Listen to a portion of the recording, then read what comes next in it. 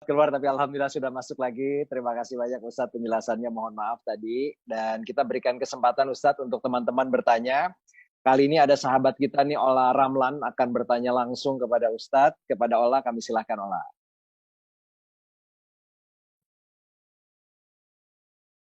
Assalamualaikum Ola.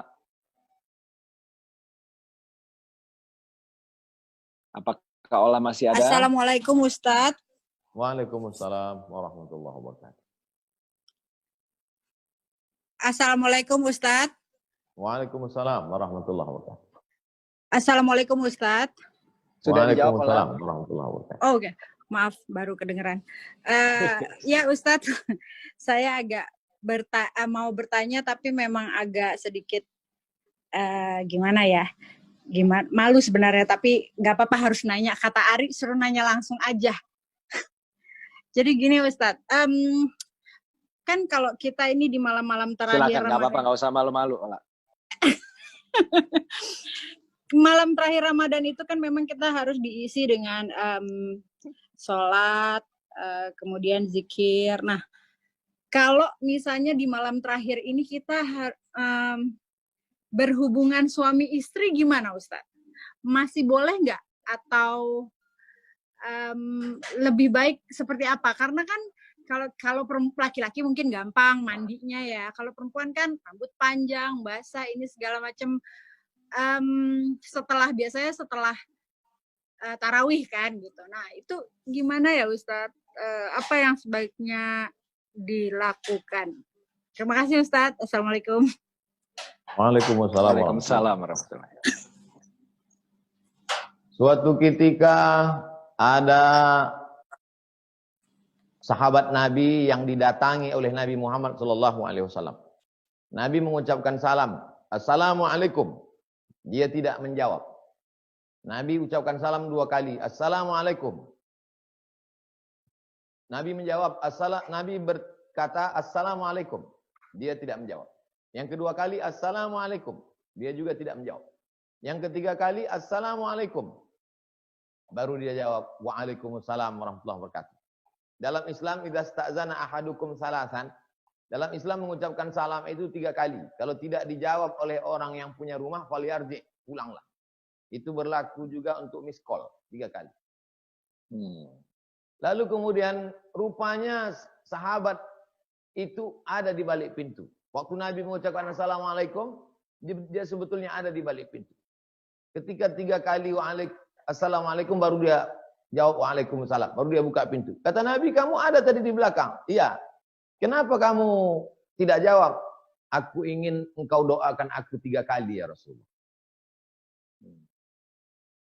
Tadi saya jawab 3 kali. Entah karena memang nggak hidup mikrofonnya, Allahu a'lam. Masalah yang kedua. Tentang berhubungan suami istri malam Ramadan. Disebutkan dalam Al-Quran. Surat Al-Baqarah. Ayat 187. Surat Al-Baqarah. Ayat 187. A'udzubillahi minasyaitonirrajim. Uhilla lakum lailatas siyam. Ar-rafatsu ila nisaikum. Dihalalkan bagi kamu pada malam bulan Ramadan melakukan hubungan suami istri dengan istri kamu. Karena pada zaman dulu puasa mereka berat. Puasa orang-orang sebelum kita tidak dibolehkan. Ketika datang agama Islam, maka puasa yang turun pada syariat Nabi Muhammad SAW dibolehkan. Kalau dia tidak mandi, dia berwudu saja. Habis itu dia balik tidur. Dan sebelum tidurnya dia boleh berzikir. Orang yang dalam hadas besar hanya tidak boleh baca Quran. Berzikir tetap boleh. Berselawat tetap boleh. Yang paling afdal dia mandi. Kalau dia tidak mandi, maka dia berzikir. Wallahu a'lam bishawab.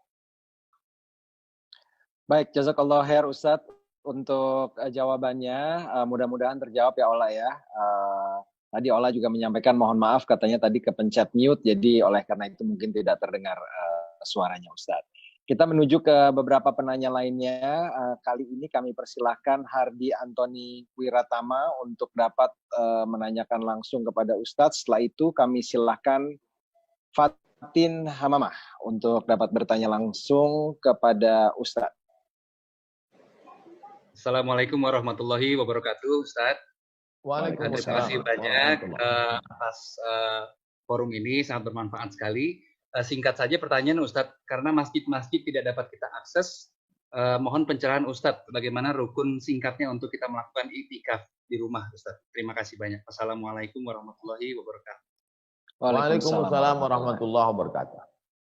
I'tikaf itu tempatnya dua. Pertama, masjid jami. Masjid jami, masjid yang ada jami. Jami artinya Jumatnya.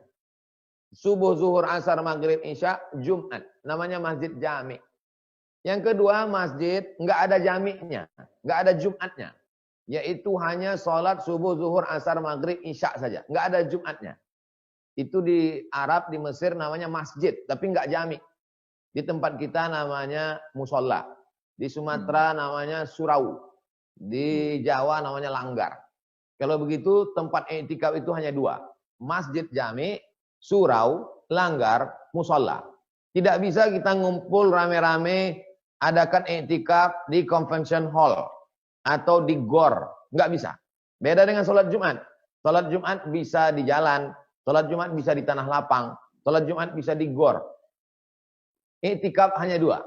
Masjid dan masjid jami. 4 mazhab berpendapat demikian. Hanafi, Maliki, Syafi'i, Hambali. Tapi ada satu pendapat yang ketiga. Boleh i'tikaf di musolla al-bait namanya. Musolla al-bait, tempat sholat yang dikhususkan di dalam rumah. Ada satu tempat khusus dalam rumah yang biasa dipakai untuk sholat. Satu mazhab membolehkan i'tikaf di sana. Namanya mazhab Hanafi. Yang boleh i'tikaf di musolla al-bait perempuan. Pada musim keadaan aman. Maka pada masa musim wabah corona ini, sebagian ulama di Mesir mengeluarkan fatwa, boleh i'tikaf di tempat yang ketiga tadi, musolla al-bait, karena dalam keadaan darurat. Masjid jami nggak bisa, masjid aja nggak bisa, maka alternatif paling minimalis yang ketiga adalah musolla al-bait. Maka bagi yang ikut fatwa pendapat ini, laksanakanlah i'tikaf di musolla al-bait. Satu tempat khusus dikhususkan untuk sholat di rumah. Dalilnya mana? Dalilnya ada sahabat Nabi namanya Itban bin Malik.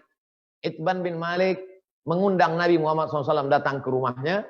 Lalu dia minta Nabi sholat di salah satu pojok sudut rumahnya. Nabi sholat di pojok itu. Aina turidu an usolli. Wahai Itban, mana pojok rumahmu yang engkau ingin aku sholat di sana? Lalu bekas tempat sujud Nabi itu, itulah dijadikan sebagai musolla al-bait. Ngalap barokah, ngambil berkah bekas tempat sujud Nabi. Jadi bagi yang ingin i'tikaf, tempat biasa sholat di rumah itu, yang biasa digelar sajadah di situ, i'tikaflah di sana. Menurut pendapat yang ketiga. Wallahu a'lam bishawab.